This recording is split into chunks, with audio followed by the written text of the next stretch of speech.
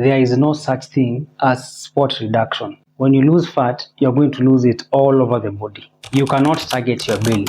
We do not lose fat in one area, we lose fat all over. And there is only one reason why someone is going to lose weight or fat.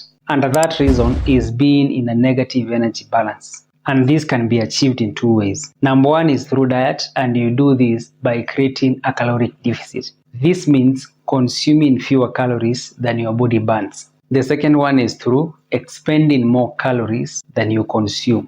And for this one, you can use cardio.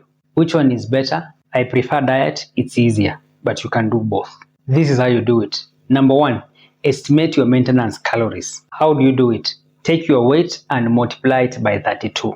Number two, create a medium deficit. 20 or 25% is okay. Let us use a 20% deficit. You take your maintenance calories and you multiply them by 0.8. What you're going to get is the amount of calories you should consume daily for you to lose weight. But remember, our goal is not to lose weight. Our goal is to lose fat and maintain our muscle. The third step is you should set up your macronutrients. How do you do this? For protein, you should consume about 2 grams per kg daily. 20 to 30% of your calories should come from fats. Then the remaining calories can come from carbohydrates. Since our goal is to lose fat and grow or maintain muscle, we must work out with heavy weights at the gym. Working out with heavy weights is the only insurance against losing muscle. We are going to focus on compound movements, things like deadlifts, squats, overhead presses, bench presses, chin-ups, pull-ups, dips, those ones.